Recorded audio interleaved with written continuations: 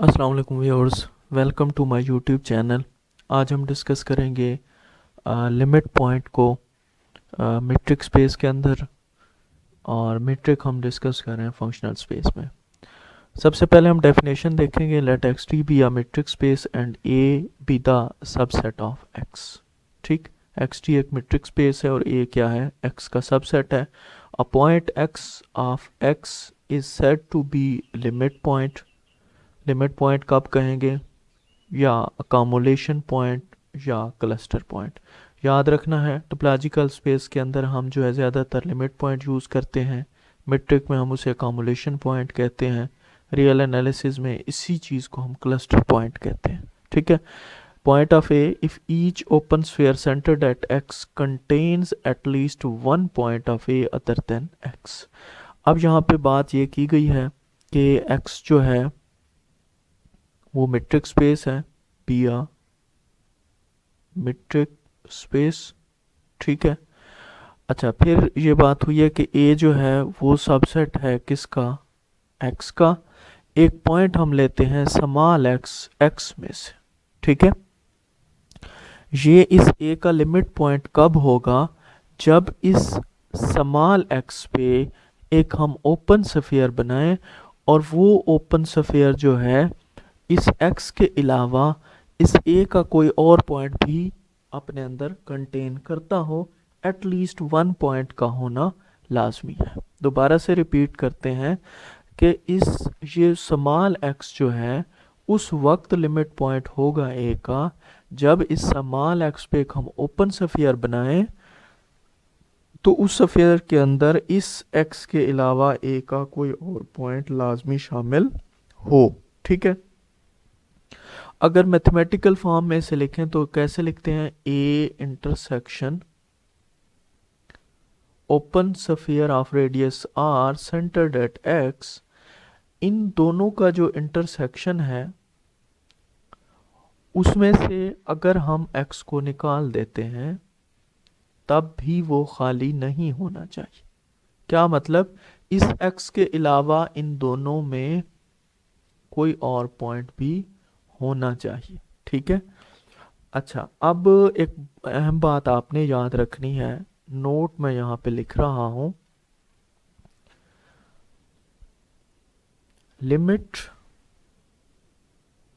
Point of A may और may not be a point of A. यानी कि limit point के लिए ये लाजमी नहीं है कि वो उस सेट से बिलोंग करे, वो उस सेट से बाहर भी हो सकता है। यानी कि अगर कोई सेट आपने सबसेट ए लिया हुआ है तो लाजमी नहीं है कि उसका जो लिमिट पॉइंट है वो उस ए के अंदर से हो, वो ए के बाहर से भी हो सकता है। यहाँ पे एक एग्जांपल हम देखते हैं, let A is equal to 1/n where n belongs to capital N. ठीक है। ये एक बड़ी वेल नोन एग्जांपल है, ये अक्सर हर उसमें बुक में जो है इसको यूज़ किया गया है। इसको अगर मैं खोल के लिखता हूँ तो ये बन जाएगा 1, 1/2, 1/3, 1/4, 1/5 अप टू सो। ठीक है। तो ये हमारे पास है। अब हम देखेंगे कि इसका, इस सेट जो ए है इसका लिमिट पॉइंट क्या है। अगर मैं इसे रियल लाइन पे जाहिर करूं तो ये क्या बनेगा, ये मेरे पास एक, सॉरी ये ज़ीरो है, ये मेरे पास एक है। एक के बाद अगला नंबर जो है हाफ है, क्या मतलब है, इसके मिड में आ जाएगा। ठीक है।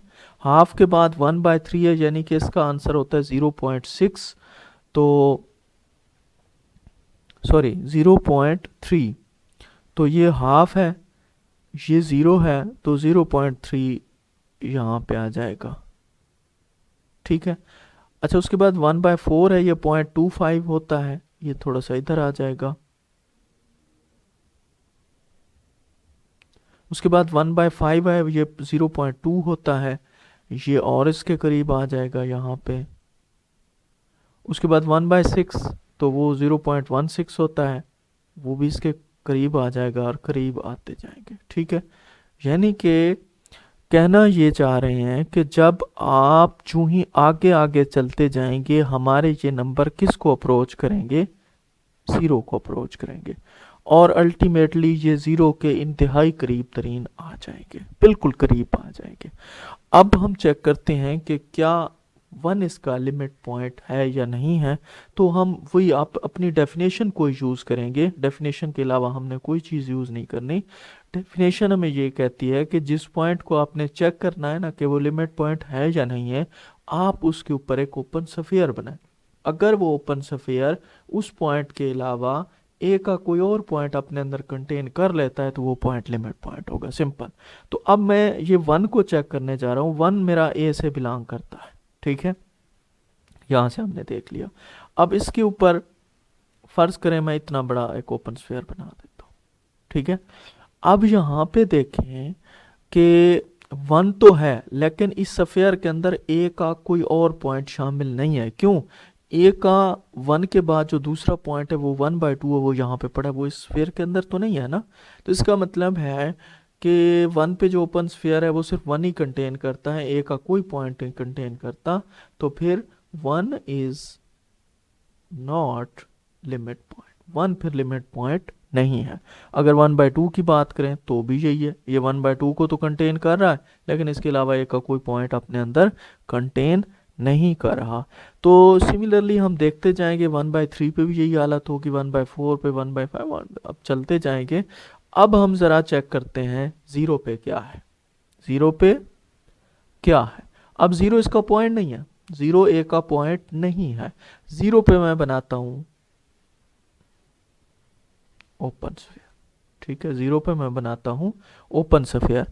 अब आप चाहे जितना कम से कम रेडियस ले लें फिर भी ए का कोई ना कोई पॉइंट इस स्फीयर के अंदर लाजमी होगा। ठीक है, तो फिर ज़ीरो पे वो कंडीशन सेटिस्फाई हो रही है कि ज़ीरो पे जो हम ओपन स्फीयर बना रहे हैं वो ज़ीरो के अलावा ए का कोई और पॉइंट भी अपने अंदर कंटेन कर रहा है। तो यहाँ से हम देख सकते हैं कि zero is limit point of A, लेकिन zero does not belongs to A. Zero A के अंदर है नहीं लेकिन उसका लिमिट पॉइंट है। तो ये जो हमने बात की कि लिमिट पॉइंट के लिए लाजमी नहीं है कि वो सेट के अंदर से हो, वो सेट के बाहर से भी हो सकता है। ठीक है, अब इसी तरह अगर कोई एक और इंटरवल ले लें हम लोग,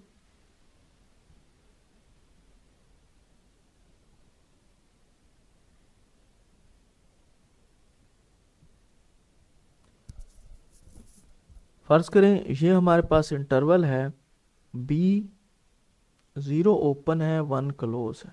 ठीक है, अब अब ये इंटरवल है, अब ये नंबर्स नहीं है कि इनके दरमियान कोई गैप हो, बल्कि ये इंटरवल है, इसके दरमियान नंबर्स के दरमियान कोई गैप नहीं होता, ये बिल्कुल जुड़े हुए होते हैं सारे, इशारिये में बहुत सारे नंबर्स होते हैं। तो अब यहाँ से हम देख सकते हैं कि ये आपके पास रियल लाइन है, ये ज़ीरो है, ये वन है।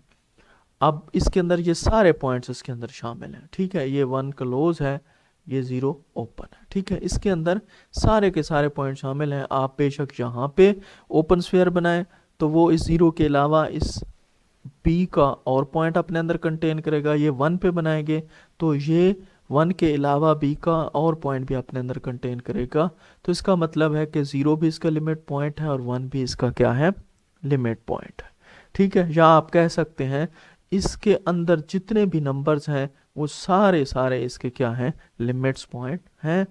तो फिर यहाँ पे अगर मैं एक शॉर्ट चीज़ आपको बताऊं कि इंटरवल चाहे कोई भी आ जाए, ठीक है, वो 0 1 ओपन है, वो 0 ओपन 1 क्लोज है, वो 0 क्लोज 1 ओपन है, वो दोनों 0 1 क्लोज हैं, इन सब के जो लिमिट पॉइंट है ना वो क्या होगा, वो 0 1 क्लोज इंटरवल होगा। ठीक है, कहने का ये मतलब है कि इंटरवल चाहे किसी भी हालत में हो उसका जो लिमिट पॉइंट है ना वो क्या होगा, क्लोज इंटरवल होगा। आपसे MCQs में जो है ये पूछा जा सकता है कि कौन सा लिमिट पॉइंट है। ठीक है, तो हमेशा जब इंटरवल की बात आ जाती है तो वो उसका क्या होता है, क्लोज इंटरवल जो है उसका लिमिट पॉइंट होता है। ठीक है, अच्छा, अब अगर बात करते हैं हमारे पास इसी से ही रिलेटेड एक होता है डिराइव सेट। ठीक है, क्या होता है, डिराइव्ड सेट। ये क्या है, set of all limit points of A is called derived set of A. It is denoted by T of A और A T। ठीक है, अब डिराइव सेट क्या होता है कि किसी भी सबसेट जो हम A ले रहे होते हैं उसके जितने भी लिमिट्स पॉइंट हैं, अगर उनको एक सेट के अंदर रख दिया जाए तो वो क्या बन जाता है, उसका डिराइव्ड सेट बन जाता है। अब अगर हम बात करते हैं सेट ऑफ इंटीजर की, लेट z। ठीक है, z क्या है, चले मैं लिख देता हूँ, 0 plus minus 1 plus minus 2 plus minus 3 up to so on. ठीक है, ये हमारे पास इंटीजर्स हैं। अब आप देख सकते हैं कि इनके दरमियान सर्टेन गैप्स हैं। ठीक है, अगर इसे हम रियल लाइन पे शो करें, बिल्कुल छठी क्लास में भी पढ़ाया गया है, 1 2 3 अप टू सो ऑन, -1 -2 -3।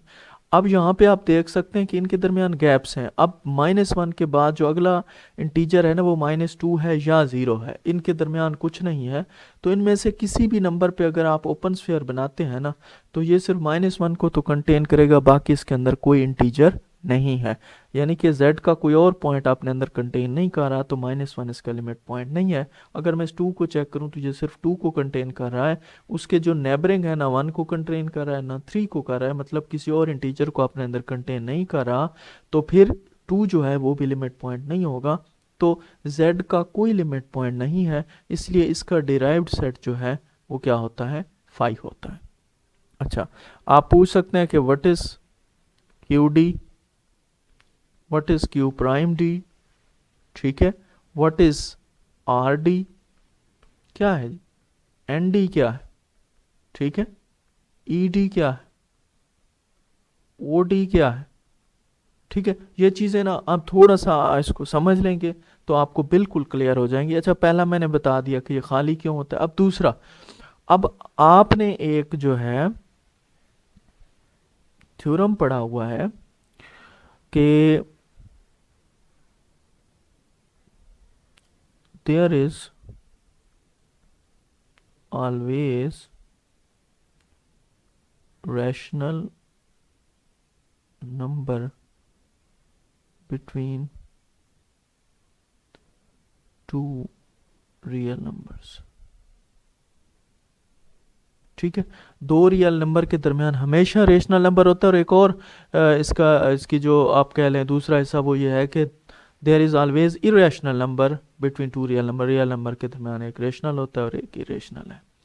तो यहाँ पे आप ये चीज़ समझें कि जब आप सिर्फ और सिर्फ रेशनल को देख रहे होते हैं तो वहाँ पे क्या करते हैं, आप किसी भी रियल पे, ये फ़र्ज़ करो रियल है, ये रियल है, तो जब आप इसके ऊपर एक ओपन स्फीयर बनाते हैं तो इसके दरमियान एक रेशनल और इरेशनल ज़रूर पड़ा होता है। जब आप उस रियल नंबर पे ओपन स्फीयर बनाते हैं तो वो उस रेशनल को भी कंटेन करता है, इरेशनल को भी कंटेन करता है।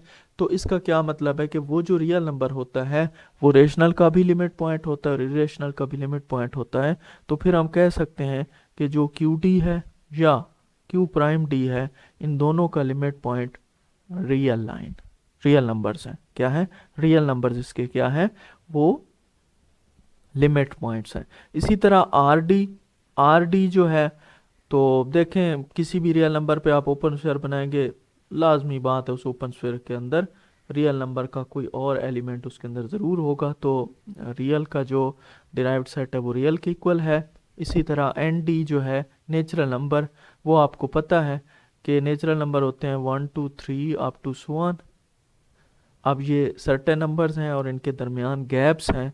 जब गैप्स आ जाएं, यानी कि 1 पे जो मैं ओपन स्फीयर बनाऊंगा वो 2 को अपने अंदर कंटेन नहीं करेगा, तो इसका मतलब है कि इसका फिर जो है आपके सामने डिराइव्ड सेट, वो क्या है, खाली है।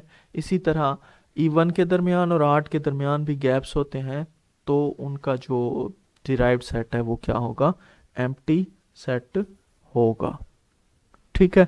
अब 2 से 3 बातें हमने करनी है और उसके बाद जो है हमारा लेक्चर जो है वो एंड हो जाएगा। थोड़ा सा 2 बातें हमने देखनी है यहाँ पे लिमिट्स पॉइंट के बारे में, ठीक है, सॉरी डिराइव्ड सेट के बारे में। तो पहली बात ये है हमारे पास कि the derived set of non empty subset of discrete space is an empty set।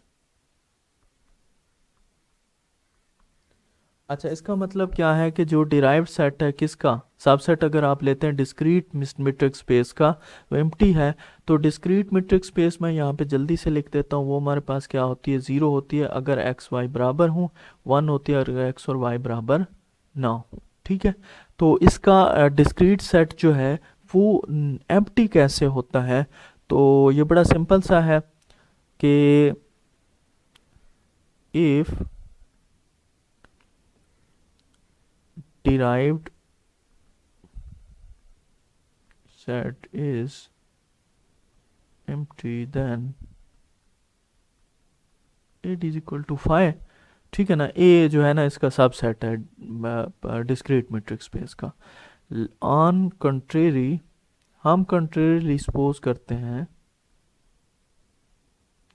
कि ये एम्प्टी नहीं है, ये एम्प्टी नहीं है।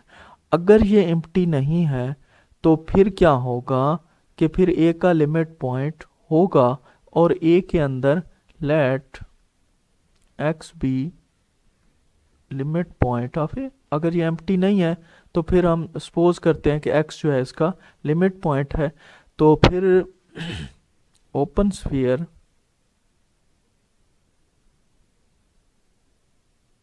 S R x contains other point of A। ठीक है, x के अलावा भी ये ओपन स्फीयर जो है ये A का कोई और पॉइंट अपने अंदर कंटेन करेगा। Let y be the set point. हम कहते हैं कि y जो है वो उसका वो पॉइंट है। ठीक है, let y be the set point. तो फिर अगर x भी उस a के अंदर है और y भी उसके अंदर है, तो फिर इसका डिस्टेंस जो है ना वो कुछ ना कुछ होगा, लेकिन क्या होगा, 1 से लेस होगा क्योंकि डिस्क्रीट मैट्रिक्स स्पेस हम यूज कर रहे हैं। और 1 से लेस होगा, लेकिन चूंकि डिस्टेंस है पॉजिटिव तो होना है, इसलिए हम इसको लेस देन 1 ही लेंगे। अब अगर बात की जाए इन डिस्क्रीट, अगर डिस्क्रीट स्पेस की बात की जाए तो डिस्क्रीट स्पेस में क्या होता है, या तो डिस्टेंस 0 होगा या 1 होगा। अब यहाँ पे हमें कहा गया है कि वो क्या है, 1 से लेस है, तो फिर इसका मतलब है कि डी ऑफ एक्स वाई जो है वो क्या होगा, 0 के इक्वल होगा। अगर 0 के इक्वल है तो फिर x जो है वो y के बराबर होगा।